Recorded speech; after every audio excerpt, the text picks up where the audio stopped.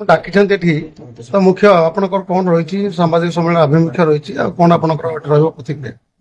ବର୍ତ୍ତମାନ ସରକାର ସହରାଞ୍ଚଳ ବିକାଶ କାର୍ଯ୍ୟକ୍ରମରେ ହାତ ଦେଇଛନ୍ତି ଏବଂ ସହରାଞ୍ଚଳ ବିକାଶରେ ନୂଆ ନୂଆ ଏନ୍ଏସି ତିଆରି ହେଲା। ଯୋଉଠି ଏନ୍ଏସି ଅଛି ତାକୁ ମ୍ୟୁନିସିପାଲିଟି କରାଗଲା।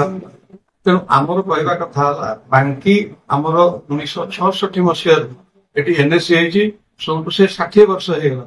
60 ବର୍ଷ ଭିତରେ ବାଙ୍କି ମ୍ୟୁନିସିପାଲିଟି ହବାର ଯାହା ଯୋଗ୍ୟତା ବାଙ୍କି ପାଖରେ ଅଛି, ଯଥା ଆପଣ ଦେଖନ୍ତୁ ଏଠି ଆମର ସ୍କୁଲ କଲେଜ, ଏଠି ମା ଚର୍ଚିକା, ଏଠି ବାଙ୍କିର ସର୍ବପୁରାତନ କୋଅପରେଟିଭ ବ୍ୟାଙ୍କ, ଯେ କୋଅପରେଟିଭ ଏନ୍ତୁଳିଶାଳ, ଏଠି କୋଅପରେଟିଭ ବ୍ୟାଙ୍କ ଅଛି। ଏଠି ଦୁଇଟା ହାଟ ଅଛି। ଆମେ ଚାହୁଁଛୁ ବାଙ୍କିର ଯୋଉ ଆମର କହୁଛୁ 38 ନମ୍ବର ଜୋନ୍, ସେଣ୍ଟ୍ରାଲ ଜୋନ୍ ଯୋଉଟା କହୁଛେ, ତାକୁ ନେଇକି ଯଦି ବାଙ୍କିକୁ ନେଇକି ଯଦି କରାଯାଏ ମ୍ୟୁନିସିପାଲିଟି, ତାହେଲେ ଆମର ବାଙ୍କି ମ୍ୟୁନିସିପାଲିଟି ସହରାଞ୍ଚଳ ବିକାଶରେ ଯାହା ଦରକାର ସବୁ କରିପାରିବ।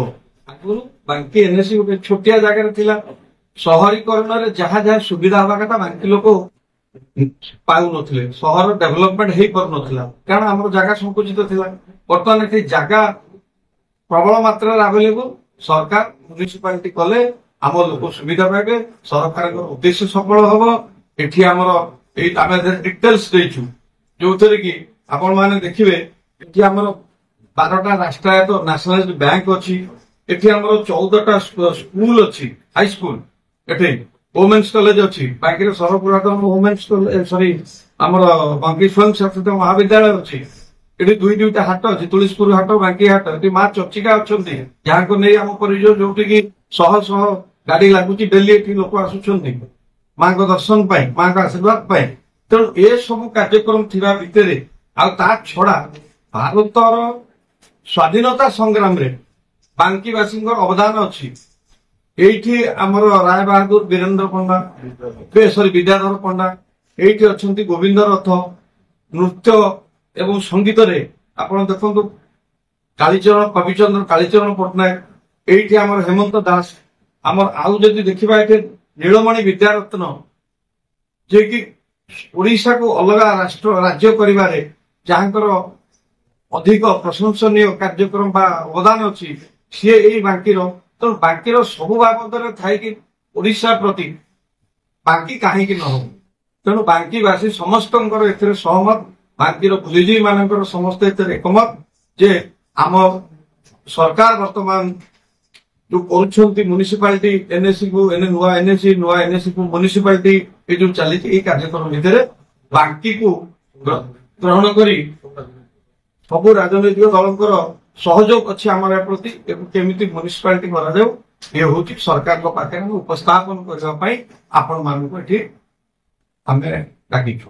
ତ ଗୋଟେ ପଟେ ବାଙ୍କି ମ୍ୟୁନିସିପାଲିଟି ହବ, ଅନ୍ୟପଟେ 8ଟି ମ୍ୟୁନିସିପାଲିଟି ରାଜ୍ୟ ସରକାର ଘୋଷଣା କରିସାରିଛନ୍ତି ନୂଆ, ତା ଦେହରେ ଅନେକ ମଧ୍ୟ ଏନ୍ଏସି ଘୋଷଣା ହେଇଛି।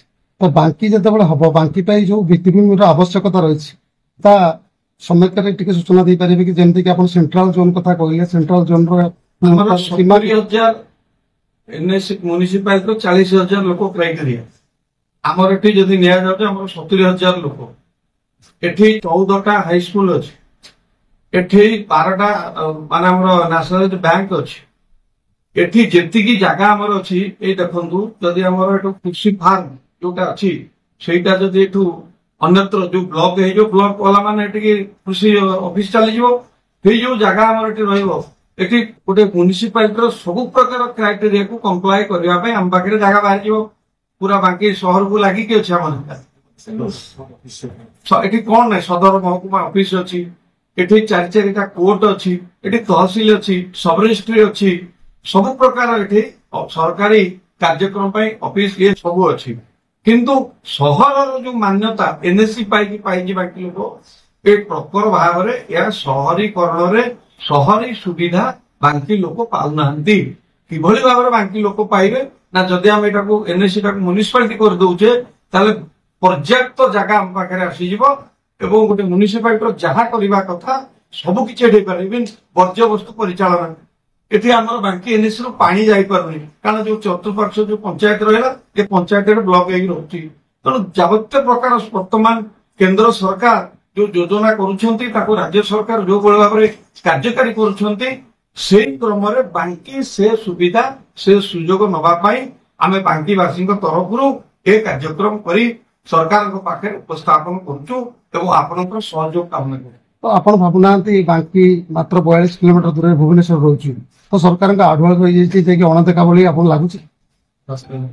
ଆମର ତ ରାସ୍ତାଘାଟ ପ୍ରୋବ୍ଲେମ ଏଠି ଆମର ବାଙ୍କି ଥିଲା ମହାନଦୀ କୂଳରେ, ଏଠି ଆମର ଆଗକୁ କମ୍ୟୁନିକେସନ ନଥିଲା।